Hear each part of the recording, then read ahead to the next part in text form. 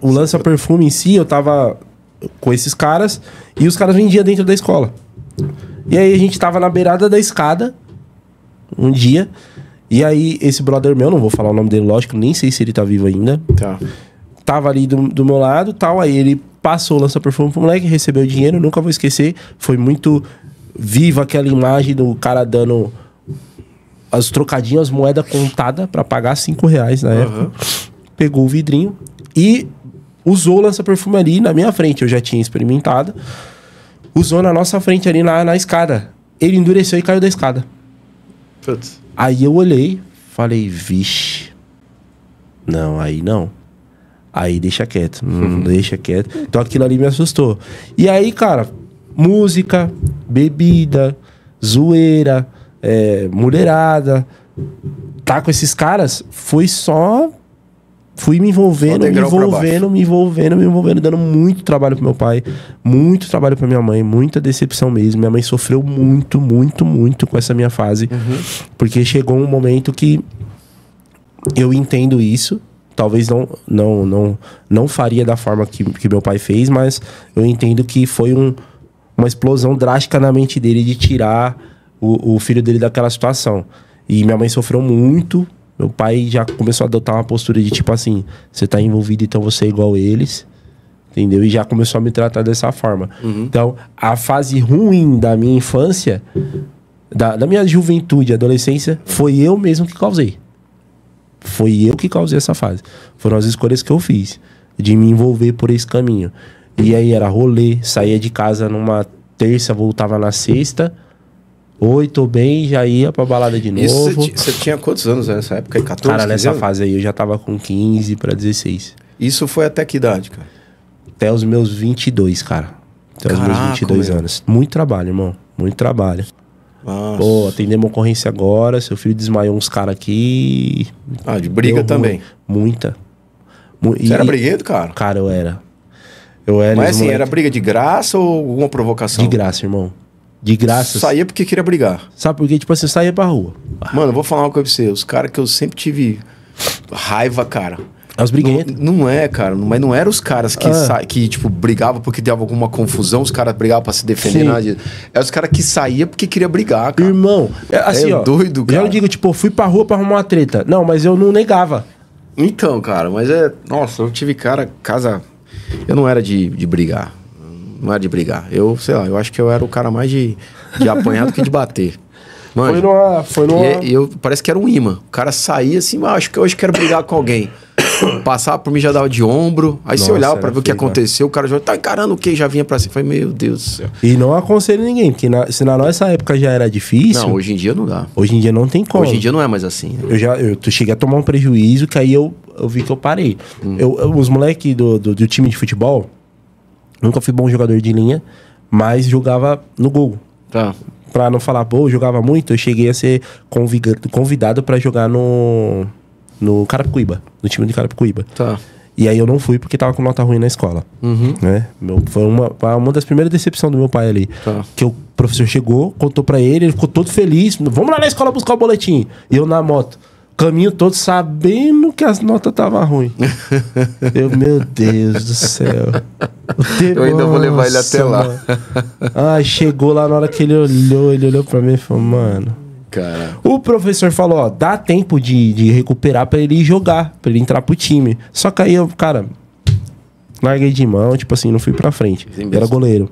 Tá. E aí, o dia que me deu um estalo, assim... De, tipo, preciso parar com isso da briga, não de dar trabalho, que eu ainda fiquei um tempo depois. Foi a primeira vez que meu pai me botou pra fora de casa, mano. Saí, chegou nesse ponto. Chegou, cara. Eu tava voltando de um pagode com a galera, tinha 16 anos. E aí, lá em Osasco, pra quem é de Osasco vai lembrar que antigamente não tinha as passarelas que passavam por cima da estação. A estação não é bonita do jeito que é hoje. Era uns túnel que você passava por baixo, mano. E aquele túnel era tipo... Escurão, sujo. Nossa, deu Walking Dead, só um zumbi. Galera usando droga, os caras passavam você, caramba.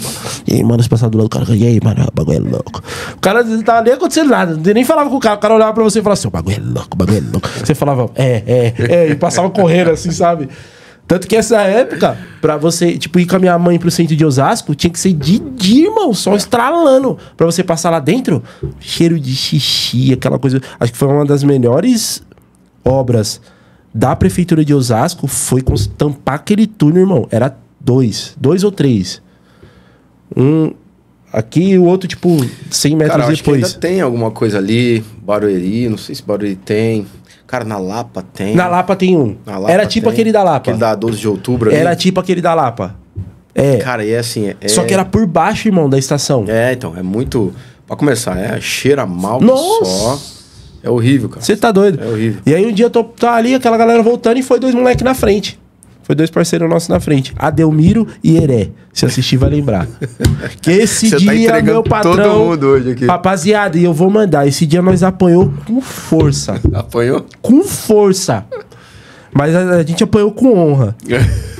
E a gente Apanhou ali de olhando pra boa, cara do cara. eu tava intertido com a galera. E os caras foram na frente.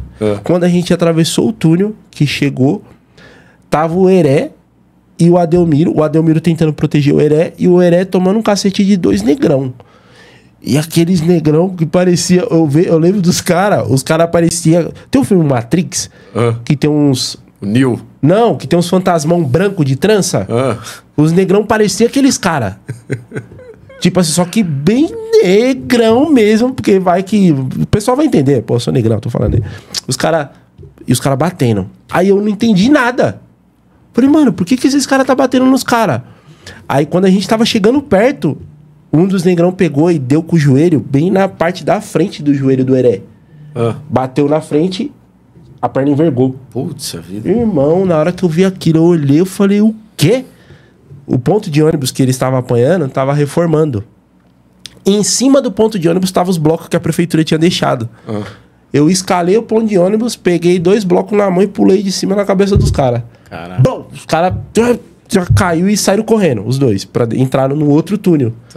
A gente ganhamos. E o Heré mancando, ainda faltava tipo uns 5 km a pé pra chegar em casa, irmão. Que a gente voltava a pé de Osasco. Um rolê. E andando aqui, ó, ganhamos a briga. Irmão, daqui a pouco eu comecei a escutar aquele... Blá, blá, blá, blá, blá.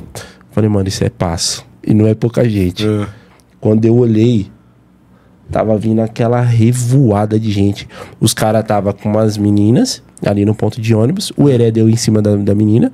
Os caras foram cobrar a bronca. Eu não sabia. Mas já eram outros caras, não eram os Era amigo Matrix, desses caras. É amigo dos caras. Os caras tava lá no túnel fumando maconha. Usando um negocinho. Os caras veio tudo atrás da gente, irmão. É aquela coisa de você olhar assim, ó. 15, 20 caras. A quebrada dos caras inteira. Caraca. E aí, foi a minha primeira guerra de gangue. Os caras veio, tava eu, Ítalo Beissola, que hoje é um empresário maravilhoso. Um dia eu quero que você chame ele pra vir aqui. Pô, legal, bacana. O Brasão, que eu falei que era perigoso pra caramba, ele transformou num pub, hoje em dia. Restaurante extremamente respeitado na região onde só tinha treta. O cara é maravilhoso. E aí, na época, ele já era um moleque de 15, 16, mas que era aquele brutamonte, que dava pra você colocar ele pra jogar no time dos profissionais e ninguém percebia. O moleque era grande, forte. O que a gente fez? Vamos jogar o Heré pra trás e aguentar a pancada. Aí ficou eu, o Ítalo, o Thales, o Paulinho, protegendo o Heré. Jogamos o Heré atrás da gente e a gente... Só cacete, mano. Porrada, a gente tomou chute. Os caras bateu. E aí, por que eu falo que isso marcou muito? Porque aí, eu no desespero, peguei no orelhão, os caras correu, eu liguei pra polícia e falei, ó, sou filho do Cabernesto,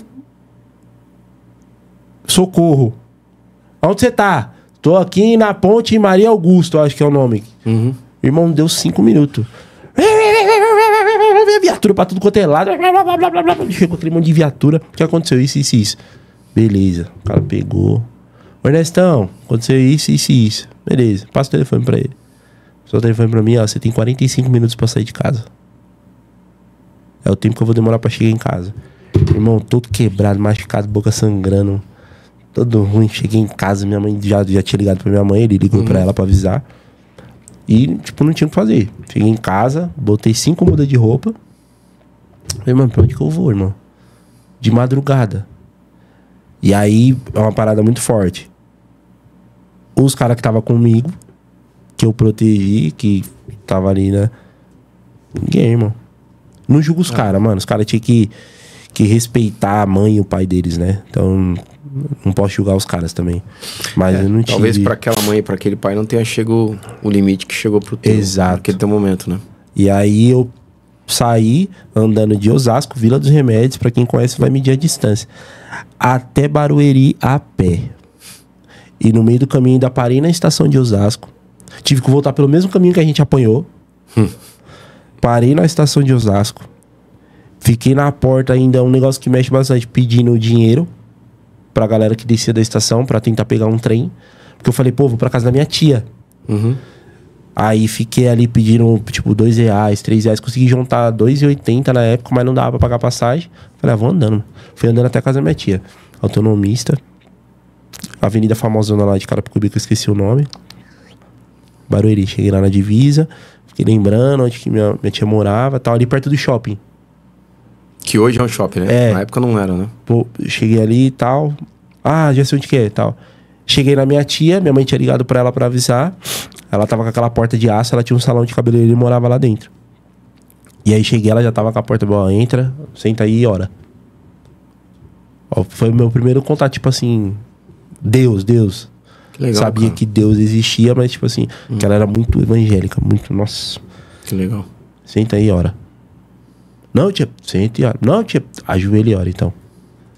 Aí eu orei e tal, ela brigou comigo, falou umas verdades, mas me acolheu muito. Nossa, minha tia Odete, sempre manda mensagem. E aí, entrei pra dentro da casa dela. Eu dormia aquelas cadeiras de salão, pra não dormir, porque era tipo o salão e um cômodo. Pra não dormir e incomodar muito elas, eu colocava meu travesseiro e meu colchãozinho embaixo da cadeira do salão, que era um banquinho que as clientes sentavam pra esperar, e dormia ali, cara. Dormia, ficava refletindo. E aí fui indo. E no dia seguinte? Cara, dia seguinte, não chorei. Tava preocupado com a minha mãe, mas toquei o barco, irmão. Tá, vamos fazer um link então, Brunão. Porque, pô, já vi que se deixar começar a pegar ano por ano aqui, a gente vai bem embora, cara. Mas vamos fazer o link. Esse é um momento ruim, certo? Sim. Se você puder pontuar na tua vida, na tua linha do tempo, a história, um momento ruim, esse é o corte. Esse é o corte. Esse é o corte do momento ruim. Ok. Aí você tem um momento de inflexão que você começa a reagir a tudo isso. Sim. Beleza? Que demorou muito. Qual foi esse momento e qual foi a sua primeira ação para sair daquele Bruno, que obviamente veio de uma família estruturada, uma família de valor, de educação. Sua mãe também era cristã? Não, minha mãe, ela... Naquela época, não? Não, era católica. Tanto que eu cheguei a fazer catequese. Só que era a mulher que eu orava no quarto e ela tava todo dia antes de dormir. Até hoje ela faz isso. Sentar naquela posiçãozinha borboleta, na cama, e ora, irmão. Conversa com Deus. Bacana. Bom, a questão toda é o seguinte, independente da região que ela seguia ou não, era uma pessoa que tinha fé em Deus. Muita. Ok? Muita. Teu pai é um homem policial. Sim. Ou seja, Sim. Principalmente naquela época, um homem cheio de valores e tal, viu o filho indo pro caminho errado, Sim. desenhou o plano pra você e você acabou seguindo o caminho errado, ele tomou a decisão e tirou você dali. Foi pra casa da sua tia, ali você teve seu primeiro contato relativamente com a oração e com Deus nesse aspecto. Sim. Assim, ou seja, eu tô no fundo, eu perdi minha casa, perdi minha família, eu tô aqui no poço. A primeira pessoa que abriu a porta para me acolher, alguém obviamente que me ama também. Sim. E ela disse para mim, ajoelha e ora. Ok? Que Bruno nasceu ali, cara? Ali nasceu um Bruno que não se deixava bater, irmão. Ali nasceu um Bruno que dificuldade eu tava nadando no meio dela. Ali que eu comecei a usar o meu jeito de extrovertido e engraçado ao meu favor pra mim mesmo. Não pra animar alguém. Sim. Mas pra me recuperar das minhas dores. Tem muita coisa que eu ainda não tratei, mas que tá tranquilo, tá sob controle. Muita coisa que eu preciso tratar, mas ali começou a nascer esse cara que, pô, vou pra cima, vou trampar e tal. E aí foi essa virada de chave que você procurou agora, que foi a hora que eu comecei a utilizar o que eu sei fazer. Hoje que é uma profissão que eu fui pesquisar, né? Que é resolver problema, irmão. E aí os caras vinham, Luizão, dono do... Ai, meu Deus. É dono da pastelaria. Dono do... Arrudas Pastéis. Tá. Aí, Arrudas. Arrudas mandamos um boleto, hein? De verdade. Cara, foi um cara que me acolheu. E pra você ver que doido, a preocupação de um pai, ela não deixa de existir. Tá. Não deixa. E aí eu conheci o Arrudas Pastéis. E aí ele me acolheu pra trabalhar com ele. Trabalhava lá, cuidando das coisas pra ele. Comecei a virar o cara de confiança. O cara, porque cara que trabalha na feira, irmão, 3h30 da manhã você tem que estar acordado. 3h30 da manhã. E era próximo da casa da minha tia, onde o Arruda ficava. Sim. Me chamou, a gente começou a trocar ideia, fui trabalhar com ele, tal. E aí um certo dia ele falou, Brunão, quer morar em casa aí? Falei, pô, morou. O cara tinha uma confiança. Uhum. Morei na cozinha dele e a minha cama era o freezer. Caraca, mano. Botava o colchão no freezer. Você tem acesso a tudo na minha casa. Você só não tá num quarto porque não tem um quarto a mais e eu tenho 2 filhas mulheres. Então eu não vou deixar você com a minha filha porque, ok, né? Claro. Então, pô, tá aí, ó. Fica à vontade, comida, come na minha geladeira. O que elas comerem, você vai comer. O que elas beberem, você vai beber. O rolê que elas forem, elas vão te levar. E me acolheu, cara. Que legal. Me pagava o salário. Na época era R$800. Uhum. R$800 pra aquela época, dinheiro pra caramba. Tá. E ainda tinha ali, bebia com ele e tal, tranquilo. E virei esse cara de confiança dele. O cara que desenrolava o caminhão, que aí foi quando eu comecei a dirigir caminhão. Uhum. Quando eu comecei a desenrolar carro pra caramba, moto, fazia tudo pra Arrudas Pastéis. Então ali eu comecei a virar esse cara que ia atrás do trampo. Que não deixava bater, que ia pra cima. Que vinha um cara, pô, tô com um problema. Eu nunca fui o cara que, tipo assim, pô, caiu essa laminária aqui. Nossa, caiu a laminária. Meu Deus, caiu a laminária. Pega a laminária, joga ali. Depois a gente vê o negócio, deixa o buraco aí, bora tocar o barco aqui. Ok. Aí eu comecei a virar esse cara. Uhum. Entendeu? Que desenrola o problema. Tá.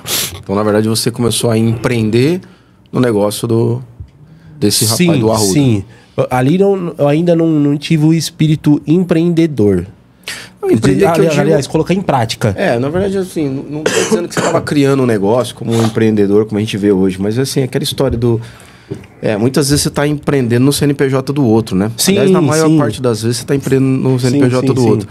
Mas é aquele lance de você ser o cara de confiança, de você fazer o transporte para ele, de você organizar as coisas, de você ser um braço direito que ajuda e que faz com que as coisas fluam para ele do jeito que ele gostaria. Exato.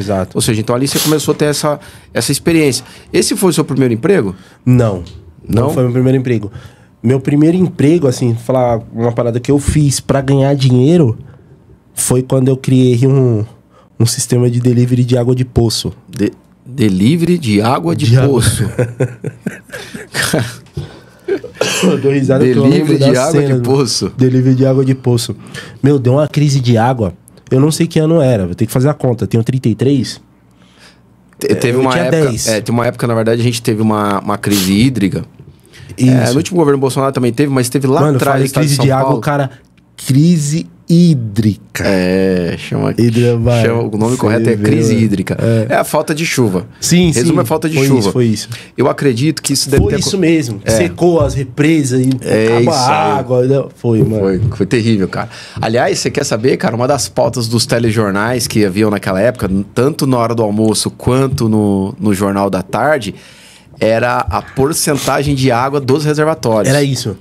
E se tivesse caindo um pouco mais, faltava. Então, assim, tinha o rodízio de água. Isso. Parava muito. Isso foi foi basicamente, eu creio que deve ter sido entre 2012 e 2013. Pronto, eu tenho 33, não sou bom de conta. 12, 13, você tinha quantos anos? Hoje eu tenho 25, cara. Então fazem aí 8, foram 13 anos, 12 anos atrás. 12 anos? 12 anos atrás, tinha 21, pô. 33, não, então foi mais antigo isso aí. Né? Eu era muito mais novo. Muito mais novo. Não, mas foi era isso. Molequinho. Eu me lembro que eu trabalhava aqui nessa região, Taboão da Serra, e foi quando aconteceu isso. A gente olhava na TV, poxa, reservatório vai secar. Nessa época... Até que a Sabesp em São Paulo fez um trabalho sensacional na época de bombear águas que vinham de outros reservatórios fora da grande São Paulo. Mas era terrível, cara. Eu tinha 11 anos, 11 para 12 anos. 11 para 12, exatamente. E aí, era o prédio da CDHU, na Rua Canário. Do 11 pra 12 anos? 11 pra 12 anos de idade. Não, puxa, então faz muito mais tempo. Muito tempo, tô falando pra você. Não tem, pô. Não. Mas essa que aconteceu foi nessa mesma base que você tá falando. Que eu lembro que você olhava no jornal, os caras estavam falando de reservatório. Tá. Aí do outro lado da rua tinha uma moça que tinha uma casa e tinha um poço. Tá. E a galera do prédio ficava, prédio, apartamento, todo mundo se comunica pela janela. Ah! Não tem água! Quem tem água? E eu andando ali, eu falei, mano, olhei assim, tinha um carrinho de mão do cara que fazia manutenção no prédio. Cheguei nele, Nivaldo. Falei, seu Nivaldo, pra esse carrinho aí, ele pega. Aí eu, beleza. Peguei o carrinho, botei 2 baldes em cima do carrinho, passava nas janelas. Você que tava gritando que queria água? Vou atravessar a rua e vou pegar pra você. Obrigado! R$2. Caraca. R$2. Pegava, atravessava, e não tinha... Não, a manivela. Era puxando a cordinha. Puxava, vinha um baldinho. E a dona do poço liberava. De boa, porque ela se compadeceu da situação da galera do prédio. Sim.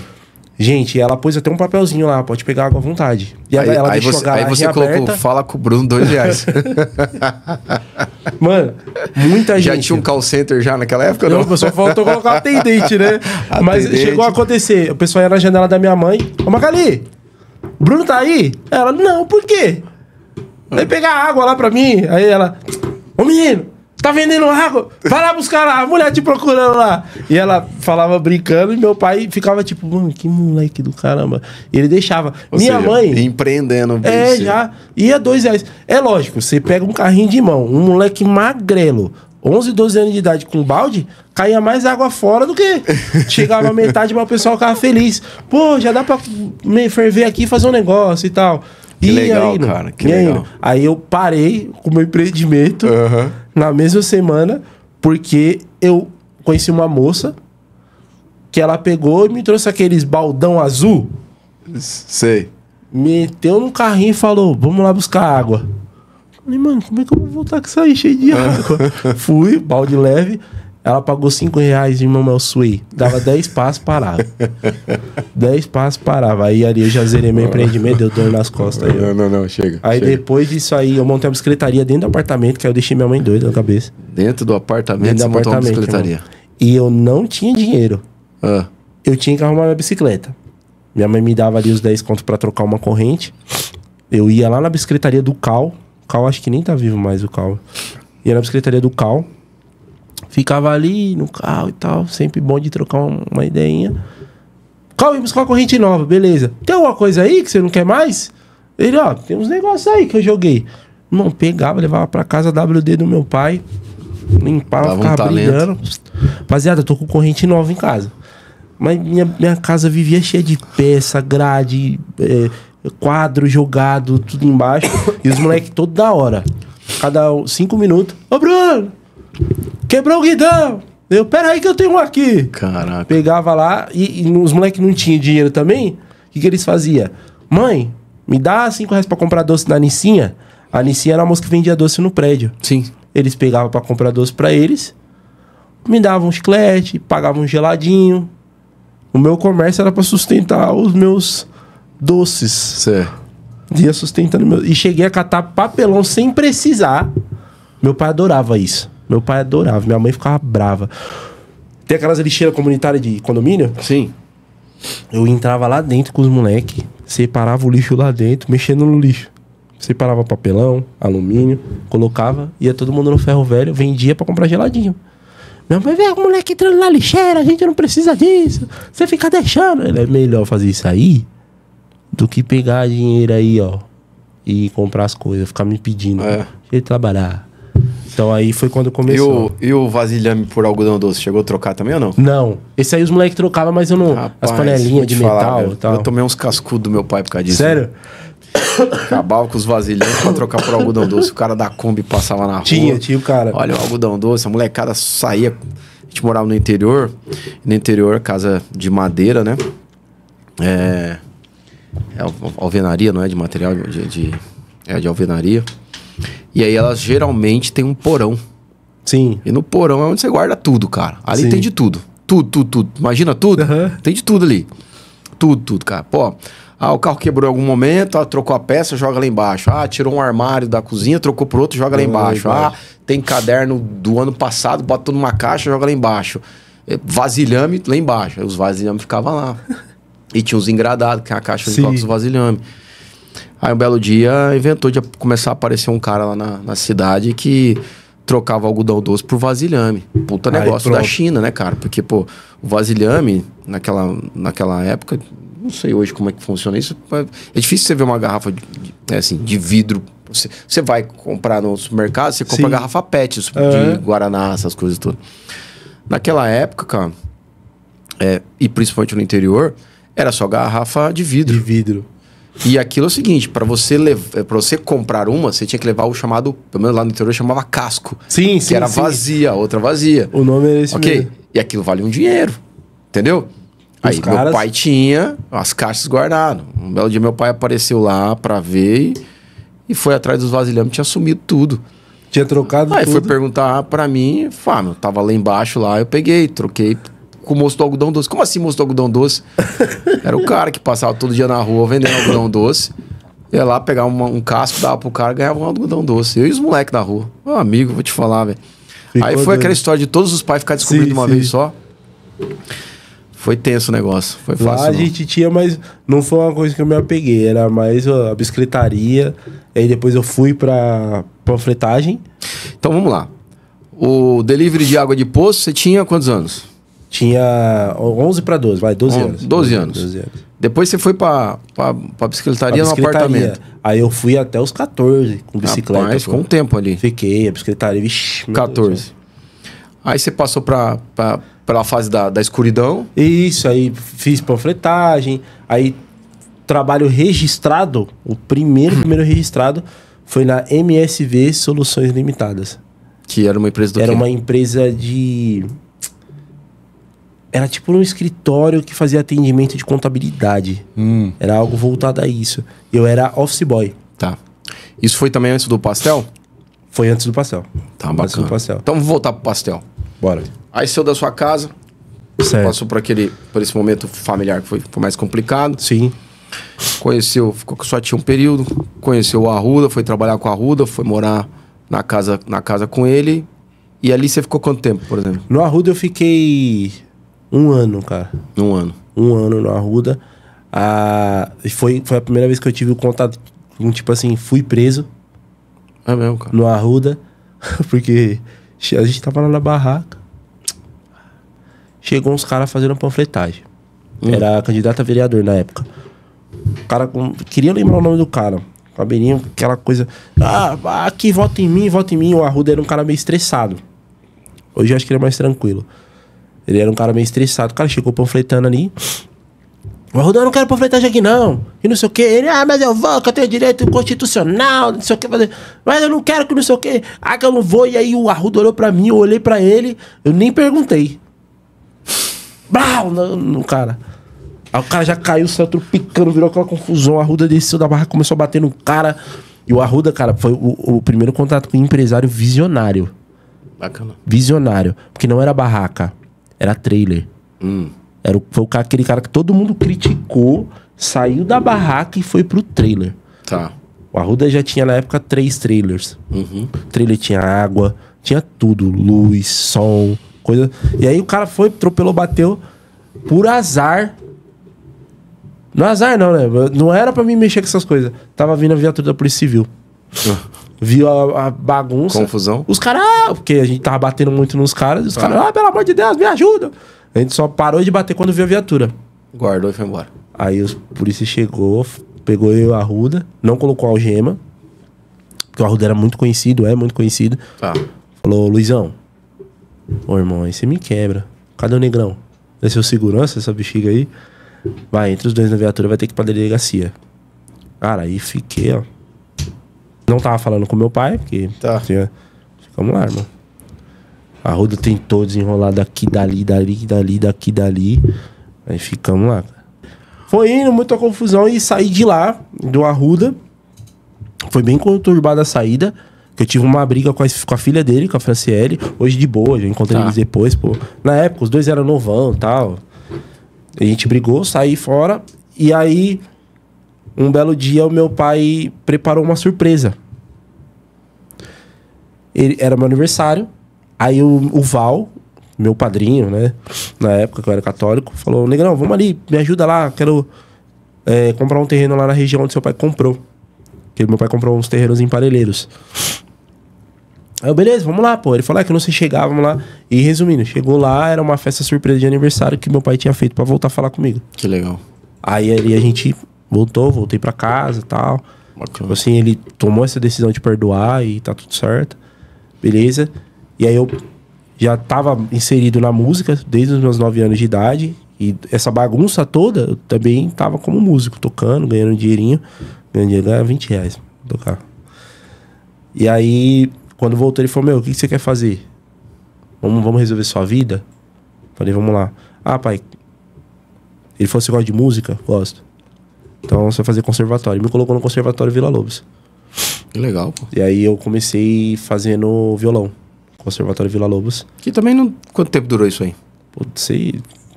4 meses, eu acho, conservatório. Porque aí eu fui pra cachaça. Mas capotou de novo? Putz, irmão, eu fui tomar jeito há 5 anos atrás. É mesmo, tempo que eu tô com essa mulher. Que benção. 5, 6 anos atrás. Que benção. Já tava, né? Adotando uma postura então, e tal. Já que você tocou nesse assunto, vamos agora... Já que já passamos pela fase da chuva, Sim. né? Da escuridão. E agora você falou que veio tomar jeito. Ó, depois você conheceu sua esposa. Sim. Então, é um homem que agora tem sua família. Sim. Você tem uma empresa, ok? Sim. A TBM Soluções. Exato. E aí eu quero fazer um gancho agora aqui. Deixa eu tentar fazer um link. Por favor. Porque eu sei que você, obviamente, também é terapeuta, acaba trabalhando muito com as questões emocionais. Sim. O que essa sua vida de infância, essas histórias, algumas divertidas, outras mais trágicas, Sim. De que forma elas forjaram o Bruno emocionalmente para que ele pudesse fazer disso algo importante para ele também?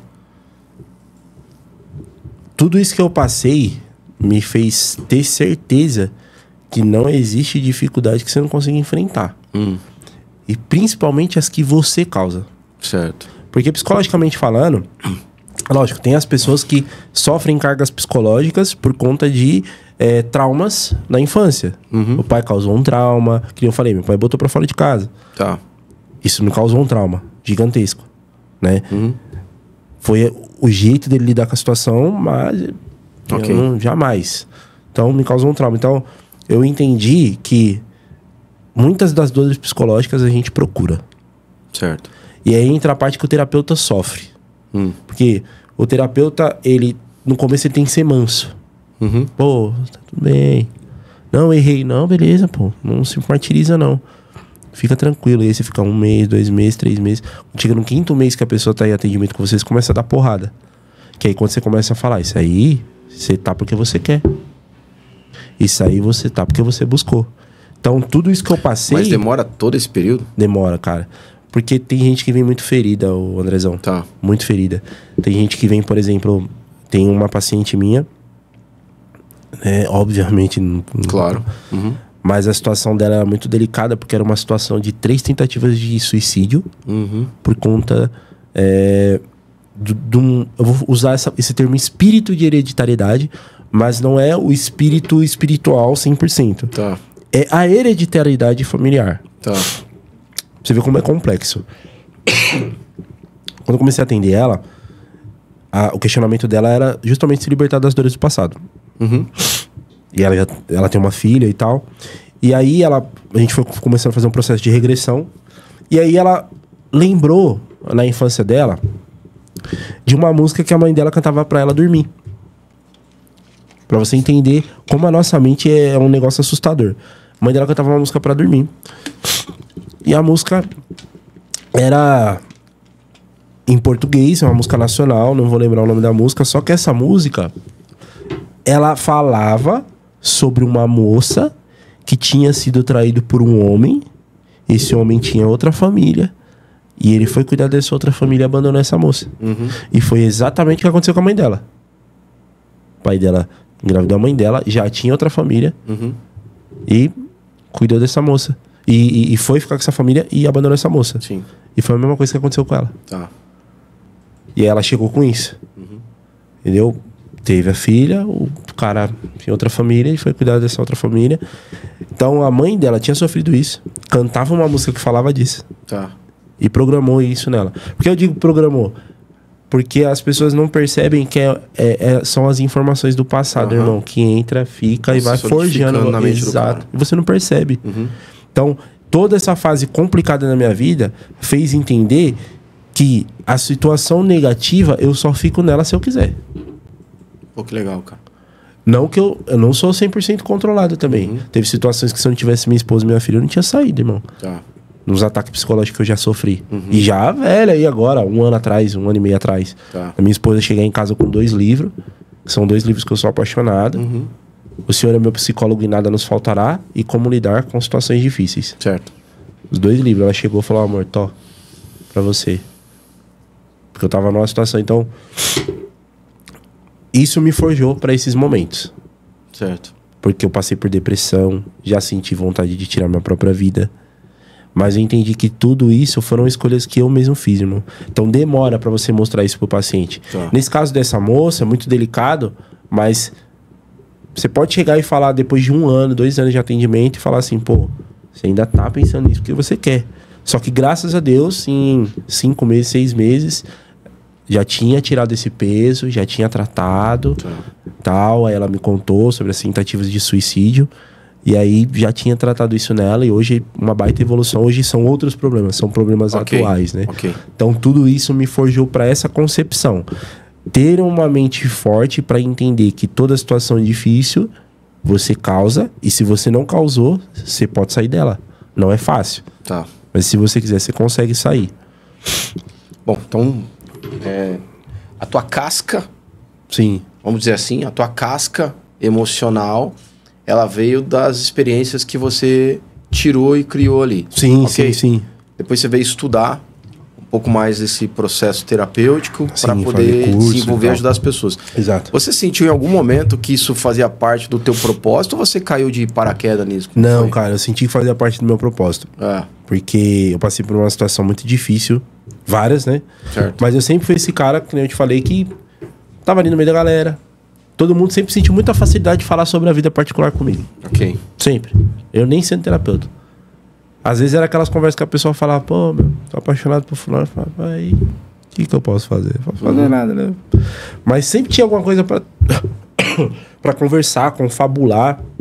Tem uma amiga minha da época de escola, a Érica, que saiu da escola e foi pra faculdade de... todo mundo, viu? Não, mas essa daí não tem, né? Depois eu não sei como é que vai ficar. Você tá entregando todo mundo. Não, vou até mandar pra ela. Ela saiu da escola e foi direto pra faculdade de psicologia. Tá. A gente trocava muita ideia. E eram uns papos que nem a gente entendia. Mas era muito progresso. Falava de dor. Falava de relacionamento. Certo. Dos sofrimentos. Então, ali naquela época de escola, eu já sentia isso, já entendia. E aí foi se tornar uma profissão e a compreensão de um propósito quando depois de uma situação muito delicada que eu passei com a minha família, um momento de muita dificuldade, a gente já tinha casado, a gente tomou a decisão de sair de Osasco e morar em Cotia. Que foi quando eu entrei numa empresa chamada Idemóveis. E essa empresa, as pessoas dessa empresa me ajudaram a me forjar. A entender quem eu era, no que eu era bom, no que eu não era bom. Cara, que legal. Na verdade, o que eu não era bom, não. Na verdade, eles nunca me colocaram assim, você não é bom nisso. Sempre falaram, você quer, dá pra ficar bom. Então, é um ambiente que eu sou muito grato, pessoas que são muito gratas de verdade. E foi uma coisa que quando eu tava vindo pra cá, eu falei, eu tenho que falar isso. Porque se eu tô aqui sentado com você, abaixo de Deus e da minha família que me apoiou em todas as decisões, todas, irmão, todas, essas pessoas, depois de Deus e da minha família, são as pessoas que fizeram com que eu tivesse sentado aqui com você falando isso aqui. Que legal, cara. São pessoas que eu tenho muita gratidão. Giovana Camargo, Mauro Albuquerque, Ana Maria Albuquerque, Thaís Meira, Bruno Albuquerque e o Juninho. Legal. Inclusive o Juninho é o que era sócio do Andrezão lá no... Ah, sim, cara. Sim. Conheço ele. Sim. Então, essas pessoas eu devo muito a elas. Que bacana, cara. Cara, me trouxeram assim, tipo assim... Eles acreditaram em mim, irmão. Eu não tinha nada. Não sabia o que era marketing. Tá. Sabia fazer um videozinho ali, mas não era nada. Eu e minha esposa na época tava fazendo umas paradinhas de TikTok. Você começou a trabalhar marketing nessa Lá, empresa? Pô, eu saí de uma situação muito difícil, de um erro que eu cometi já casado. Ok. E aí ajoelhei e falei, Deus, vou sair fora disso e preciso de uma oportunidade. E no outro dia a Giovana me ligou. Pô, quer conhecer a empresa? Chegou lá, ela me botou de frente com o dono da empresa. Tá. E aí, nesse momento, o cara olhou pra mim. Eu, na minha cabeça, ia ter um preconceito, não por cor, raça. Tatuagem, né? Eu vi que era uma empresa mais... Tá. Mas o cara me abraçou, irmão. Que legal. O cara me abraçou, já queria me dar um monte de tarefa. E eu entrei lá sem saber nada pra trabalhar no marketing. Tá, então vamos lá. Então, esse lance de você desenvolver marketing, eu vou fazer um link aqui, a galera vai ouvir mais adiante, mas Sim. é porque hoje você também é um criador de conteúdo, Sim, sim. você é palestrante, você é publicitário, a TBM Soluções, ela trabalha muito com essa mídia digital de algumas empresas. A gente vai falar um pouquinho disso aqui também. Mas o terapeuta, ele vem Marketing. pós-marketing. Ah, bacana. Primeiro marketing, depois Primeiro terapeuta. marketing, aí você começou a desenvolver. E aí depois de um tempo é que vem o processo Da TBM. de poder ajudar a galera na terapia. Na terapia, sim, Tá, sim. a TBM vem mais tarde. E esse processo de ajudar a galera foi dentro dessa empresa, cara. É? Eu comecei no marketing lá e tal. A galera me ensinou tudo. Giovana, Thaís Meira. Ok. Me ensinaram tudo. Vídeo, edição, foto, tal. Isso, aquilo, outro, tal. E aí, um belo dia, eu tava gravando um vídeo na sala. Que eu comecei a falar sobre o meu processo de depressão no TikTok. Sem ajudar. Eu tava falando da minha dor. Tá, ok. O que eu tava fazendo pra me libertar. Sim. Não tava tipo assim, façam isso. Não. Tô passando por isso e eu fiz isso hoje. Bacana. E aí um dia ela entrou na sala e eu tava gravando um vídeo. Sim. Ela falou, pô, não pode gravar vídeo e tal, tá aparecendo o cenário da empresa. Eu falei, não, desculpa e tal. Aí depois de tarde ela falou, meu, grava um vídeo aqui falando aqui no Instagram aqui de um produto nosso aí da empresa. Tá. Aí eu... Oi, gente, tudo bem? E fez ela... Oi, gente, tudo bem? Se você me vê por aí, fala, Bruna! Me procura e tal. E aí, esse negócio pegou. E ela gostou. Ela falou, pô, vamos falar de produto da empresa. E aí lá eu falava sobre o produto pros arquitetos da empresa. Que a ID Móveis é uma empresa de móveis planejados de alto padrão. Ok, perfeito. E aí eu falava pros vendedores dos produtos que a empresa tava criando pra eles pegarem o vídeo. Pô, legal, vou falar disso. Pô. Bacana. E aí começou, cara. Fui me desenvolvendo, ela começou a me colocar pra apresentar Novembro Azul, Outubro Rosa na empresa. Ok. Enfim, todo o calendário anual com os sazonal eventos, e tal. E aí você acaba E o dono da empresa fazendo. dando uma força, me colocou na loja da empresa pra falar sobre o produto na loja. Aí já era camisa social, Tá. sapato social, tal. Sempre me impulsionaram muito. Eu tava preso nesse negócio do preconceito, Tá, ok. da tatu e tal. Eles não. Vamos lá, pô. Vamos lá e tal. Me colocava e foi indo. E aí comecei a me conectar muito com a galera da fábrica. Ok. Que aí começa a parada do terapeuta. Porque eu era o cara do marketing interno. Ok. Então, tava no escritório, mas desenrolava super bem com os caras da fábrica, porque no começo, pro marketing, eu trabalhava na personalização. Ok. Então ali, me envolvi com os caras, então eu conseguia transitar fábrica, escritório. E o dono da empresa, com uma visão além, né, sempre, visionário, falou, pô, esse moleque aí